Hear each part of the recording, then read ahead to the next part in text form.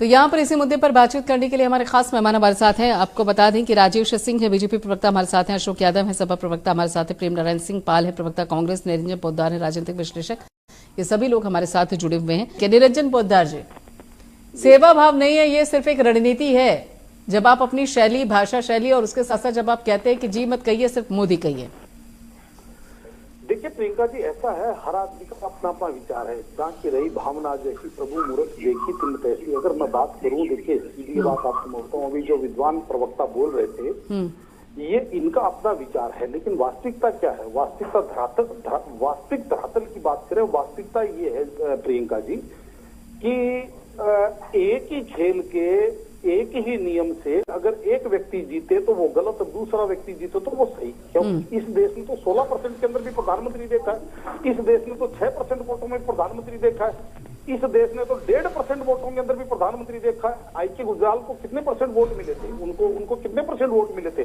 लेकिन यहाँ पे आपको ये चीज समझनी पड़ेगी, जो हमारी संसदीय व्यवस्था है, जो हमारी संवैधानिक जो एक दायरा है, उस दायरे के तहत नरेंद्र मोदी जी चुनाव जीत रहे हैं। और उनको वो क्या कर रहे हैं? वो ड्रामा कर रहे हैं, वो झूठ बोल रहे हैं, वो फेक कर रहे हैं, वो जनता को बरगला रहे हैं। मैं निश्चित रूप से एक बात कह रहा हूं प्रियंका जी, आज की तारीख में विपक्ष की वही स्थिति हो रही है कि हम हैं वहां, हम थे जहां। यानी कि कहने का तात्पर्य ये है, ये उत्तरोत्तर एक ही गलती को दोहराए जा रहे हैं, या दूसरी भाषा में कहूं तो एक ही पत्थर से बार बार ठोकर खाए जा रहे हैं। अरे भाई, आप चीज के परिप्रेक्ष्य में यानी कि कारण पे नहीं जा रहे हैं। और हमारे यहाँ तर्क संहिता का एक सिद्धांत है कि कारण ही निवारण है। जिस दिन आप किसी समस्या के कारण पे पहुंचेंगे तो निश्चित रूप से उसका निवारण कर लेंगे। लेकिन आज क्या स्थिति हो रही है? आज स्थिति ये हो रही है कि चुनावों से पहले जिस तरीके से एक एटमोस्फेयर बनाया गया, या यूं कहें कुछ यूट्यूबर पत्रकारों ने जिस तरीके से एक विपक्ष को यह दिखा दिया कि भारतीय जनता पार्टी की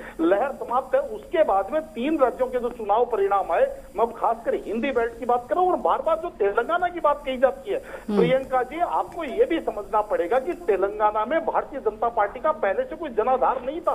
और 7% से अगर 14% वोट हुए, एक सीट से अगर 9 सीटों के ऊपर भारतीय जनता पार्टी जाती है, तो मुझे ये बताइए भारतीय जनता पार्टी हारी कहां? अगर उसको भी ये हार मानते हैं तो देखिए सीधी बात आपको मैं बताऊं, जब कोई भी पार्टी किसी राज्य में विस्तार करती है तो ऐसा नहीं होता एकाएक सरकार बना देती है। लेकिन जिस तरीके से अब तेलंगाना के अंदर भारतीय जनता पार्टी ने विस्तार, यानी कि कांशीराम जी एक बात कहा करते थे, आपने सुना होगा कि हम पहला चुनाव हारने के लिए लड़ते हैं, दूसरा चुनाव किसी को हराने के लिए लड़ते हैं, और तीसरा चुनाव जीतने के लिए लड़ते हैं। आज जिस तरीके से भारतीय जनता पार्टी ने तेलंगाना में चुनाव लड़ा है, तो ये चुनाव मेरे हिसाब से इन्होंने किसी पार्टी को हराने के लिए, यानी कि आज अगर 14% वोट जो कांग्रेस को नहीं गए और भारतीय जनता पार्टी को पड़े, वो अगर बीआरएस को चले जाते तो आप ये समझ लीजिए परिणाम कुछ उल्टे होते। यानी कि भारतीय जनता पार्टी ने बीआरएस को हराने का काम किया, और शायद हो सकता अगला चुनाव भारतीय जनता पार्टी वहां जीतने के लिए लड़े। पहली बात। दूसरी बात देखो, लेकिन बीआरएस को हराने के चलते, अगर वो बीआरएस को हराने के लिए है तो फिर इसमें तो फायदा कांग्रेस का ही हो गया ना? नहीं, इसके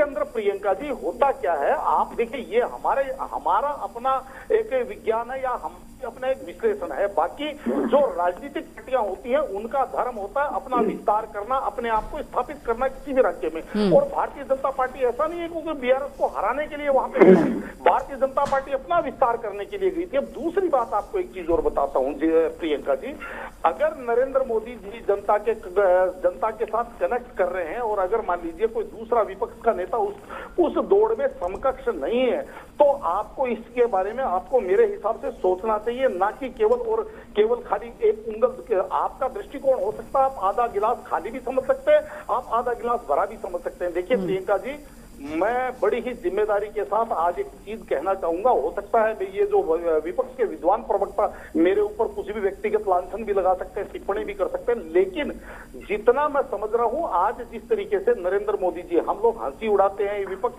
खासकर विपक्ष की बात कर रहा हूं कि जिस तरीके से विपक्ष हंसी उड़ाता है कि मोदी जी ताली थाली बजवाते हैं, मोदी जी बालकनी में खड़े होकर के दीपक और लाइट टॉर्च जलवाते हैं, मोदी जी हर घर तिरंगा। अरे भाई, एक बार आप इस चीज से समझ के चलिए।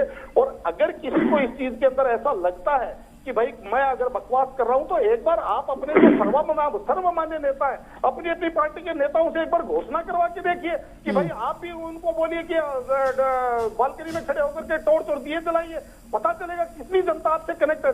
प्रियंका जी, आपको समझना पड़ेगा कि अगर प्रधानमंत्री जी की एक आवाज पे 4 करोड़ लोग गैस सब्सिडी छोड़ सकते हैं तो मतलब जनता में कहीं ना कहीं उनके प्रति एक सम्मान है, एक भरोसा है। और जिस तरीके से अभी नरेंद्र मोदी जी ने आज कहा है कि भाई आप मुझे जी मत लगाइए, आप मुझे मोदी ही रहने दीजिए। देखिए, निश्चित रूप से हमारे यहाँ कहा जाता है कि जब पेड़ जब फलों से लदता है तो वो झुकता है, और जो पेड़ आप ये मान के चलिए जो पेड़ फल नहीं देता वो पेड़ झुकने से मना करता है। तो कहीं ना कहीं आप ये मान के चलिए इसके अंदर मेरा तो ये मानना है, और आप इस चीज को भी समझ लीजिए प्रियंका जी कि जब तक विपक्ष केवल मोदी जी का कुर्ता खींचने में लगा रहेगा, यानी कि अपनी लकीर को बड़ी करने के बजाय उनकी लकीर मिटाने का प्रयास करता रहेगा, मेरे हिसाब से चुनाव परिणामों के अंदर आप देखिए, सबसे बड़ी बात मुझे गौर इस चीज की आपत्ति है कि जब कोई जनता का जनादेश आता है तो किसी न किसी प्रकार से, चाहे ईवीएम के ऊपर ठीकरा फोड़ करके, चाहे भ्रमित करने की बात करके,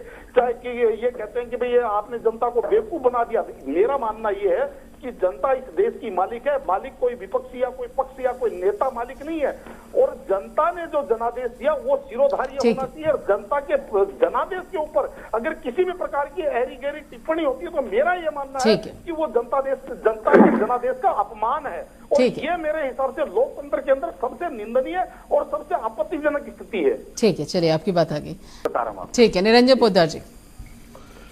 देखिए प्रियंका जी, मैं राजनीतिक व्यक्ति नहीं हूं और आप लोग राजनीतिक व्यक्ति हैं, आप किसी चीज के ऊपर भी टीका टिप्पणी कर सकते हैं, लेकिन जब आप व्यक्तिगत रूप से अगर मेरा नाम लेकर के बात करेंगे तो मुझे जवाब देना अनिवार्य है। पहली बात। दूसरी बात प्रियंका जी, अभी जो ये कह रहे थे कि कितने लोगों की गैस सब्सिडी खारिज कर दी गई, तो आपको पहले जानकारी होनी चाहिए। वास्तविकता ये है कि जो सब्सिडी का जो रिवर्सल है ये कहां से शुरू हुआ? ये तो 2007 में जब मनमोहन सिंह जी की सरकार थी, उसी टाइम डीजल पे या गैस के ऊपर हर मंथली उसके ऊपर गैस सब्सिडी का रिड्यूसल शुरू हो चुका था। यानी कि कहने का तात्पर्य ये है कि उसी प्रक्रिया को केंद्र सरकार ने आगे बढ़ाया, पहली बात। और जिस तरीके से मैं भी आपको क्या कह रहा था प्रियंका कि दोहरा मापदंड जनता बिल्कुल भी पसंद नहीं करती, और दोहरे मापदंड में होता क्या है कि आप 2006 के अंदर एनपीएस ओपीएस हटा करके एनपीएस लागू करते हैं, और उसके बाद में 2014 में आकर के फिर ओपीएस को और एनपीएस को बुरा बताते हो। तो 2014 के बाद में सबसे बड़ी बात क्या प्रियंका जी, आप मुझे एक बात बताइए, आप भी इतनी सीनियर पत्रकार हैं प्रियंका जी, और बहुत वर्षों से आप जो है सारी राजनीति को आप कवर कर रहे हैं। मुझे एक बात बताइए, पिछले 5 वर्षों के अंदर जहां जहां पे भारतीय जनता पार्टी चुनाव हारी, चाहे कर्नाटक में हारी, चाहे हिमाचल में हारी, चाहे तमाम राज्यों के अंदर चुनाव भारतीय जनता पार्टी हार के गई, कभी किसी भारतीय जनता पार्टी के नेता को आपने ये कहते हुए सुना कि भाई ये ईवीएम हैक हो गई या जनता को भ्रमित कर दिया या कांग्रेस ने जनता को जो है बेवकूफ बना दिया? कभी नहीं सुना होगा आपने। भारतीय जनता पार्टी एक स्टेटमेंट आता है कि हाँ ठीक है, हमारी कहीं कमी रह गई, जनता ने हमें अस्वीकार कर दिया। लेकिन दूसरी तरफ अभी देखिए कंफ्यूजन कितना है कि परसों दिग्विजय सिंह जी और कमलनाथ जी एक स्वर में कह रहे हैं कि मध्य प्रदेश के अंदर ईवीएम के अंदर खेला हो गया, यानी कि वो ईवीएम की तरफ इशारा कर रहे थे। और आज जिस तरीके से कांग्रेस के प्रवक्ता तमाम टीवी चैनल्स पे, इंक्लूडिंग आपके टीवी चैनल पे, सब लोग कह रहे हैं हमें 10 लाख वोट फालतू मिला। अरे भाई, पहले तो आप ये निर्णय कीजिए कि ईवीएम सेट थी या आपको 10 लाख वोट फालतू मिला है, तो इसका मतलब ईवीएम ठीक थी। अब कहने का तात्पर्य ये है प्रियंका जी, जब जनता ने जो जनादेश दिया और उसके बाद में अगर उस जनादेश का अपमान किसी भी चीज को कहकर के कहा जाता है, ये कहते हैं कि अब भारतीय जनता पार्टी धार्मिक उन्माद फैलाती है। मुझे एक बात बताइए प्रियंका जी, राजस्थान में एक ही प्रकार की 2 घटनाएं घटती है। मैं बात कर रहा हूं रोड रेज की घटना, और दोनों घटनाओं में सेम प्रकार की समझ लीजिए दुर्भाग्यपूर्ण परिस्थिति बनती है कि 2 मौतें होती हैं। आज वाली जो घटना घटी उसको 50 लाख रुपए नगद, उसके परिवार में एक बंदे को नौकरी और तमाम सारी सरकारी सुविधाएं, और कल जो घटी उसको केवल सांत्वना। कारण क्या था? कारण ये था कि पहले वाला अल्पसंख्यक समाज से था, और जो कल घटना घटी वो बहुसंख्यक समाज वास्तविक समाज के साथ। तो देखिए प्रियंका जी, ये तो मैंने आपको छोटा सा एग्जांपल बताया। तो जनता के अंदर जब ये ऐसी चीजें एक ही प्रकार के दो मामलों में जब विभेद होगा तो जनता के मन में निश्चित रूप से पोलराइजेशन होगा। अब इसके अंदर आप दोष ये मरते रहिए कि भारतीय जनता पार्टी ऐसे मुद्दे उठाती क्यों है। अरे भाई, राजनीति करने के लिए जब आए हैं, जो चीज आपको मुफीद लगती है, आपको जब लगता है कि जातिगत जनगणना, अब आप एक चीज देखिए कि जो कांग्रेस को हम नेहरू जी से लेकर के इंदिरा जी और राजीव गांधी जी तक जिस कांग्रेस को हम ये सुनते हुए बड़े हुए हैं कि कांग्रेस ना जात पे ना पात पे मोहर लगेगी हाथ पे, कांग्रेस कहती थी कि जातिवाद हिंदुस्तान के अंदर जहर समान है, उन्हीं कांग्रेस के जो वर्तमान नेता है वो ये कहते हैं कि जिसकी जितनी भागीदारी उसकी उतनी हिस्सेदारी। कहने का तात्पर्य ये है कि जब कांग्रेस ने जब लोगों का कहा था कि हम दो हमारे दो, तो क्या कांग्रेस ने उस टाइम उन लोगों के साथ छल किया था। यानी कि कहने का तात्पर्य ये है कि राजनीति के अंदर किस चीज से आपको विजय मिलेगी, किस चीज से आपको पराजय मिलेगी, ये तमाम राजनीतिक पार्टियां इस चीज के ऊपर मेरे हिसाब से प्रयास करती हैं। लेकिन प्रियंका जी, निश्चित रूप से आप मेरे हिसाब से, हमारे यहाँ कबीर जी ने कहा कि निंदक नियर राखी आंगन बिन पानी बिन तेल के निर्मल प्रेस हुआ। अगर कोई व्यक्ति अगर आपको ये कहता है कि आप अपने आईने को, वो हमारे यहाँ एक जो छोटा सा शेर है कि देखिए यही गलती मैं पूरी जिंदगी करता रहा, धूल माथे पे थी और आईना साफ करता रहा। चलिए ठीक है, आपकी बात आगे। निरंजन पोद्दार जी, समय मेरे पास कम है, थोड़ा सा संक्षिप्त में जल्दी से टिप्पणी कीजिए। ऐसा है प्रियंका जी, सबसे बड़ी विडंबना क्या है? सबसे बड़ी विडंबना ये है कि अगर हम ये चाहें कि हम कुछ ना करें, हम अपने में कोई सुधार ना करें। प्रियंका जी, मेरी आवाज आ रही है? जी निरंजन जी, रुकिएगा जरा। प्रेम नारायण जी, हाँ, हम अपने में कोई सुधार ना करें, हम अपने आप के अंदर जो कमियां हैं उनको ठीक ना करें और सामने वाले से हम अपेक्षा करें कि वो खाली हमारी जय जयकार करे। और दूसरी सबसे बड़ी बात क्या है, आज आपके टेलीविजन चैनल में एक चीज और बता के जा रहा हूँ प्रियंका जी, कि यही लोग जो ये कहते हैं कि विश्लेषक और पत्रकार और यही लोग जब अभिसार शर्मा, पुण्य प्रसून वाजपेयी, राजदीप सरदेसाई, जब अजीत अंजुम जैसे पत्रकार जब एक तरफा बात करते हैं, एक तरफा, जिसको कहते हैं स्पष्ट रूप से, जब वो यहाँ मौजूद नहीं है इसलिए उनका नाम नहीं ले सकते हम उनका नाम नहीं ले सकते। चलिए ठीक है, बहुत बहुत शुक्रिया राजेश जी, अशोक जी, प्रेम नारायण सिंह जी और निरंजन पोद्दार जी, सभी लोगों का जुड़ने के लिए, इस चर्चा में अपना वक्त देने के लिए।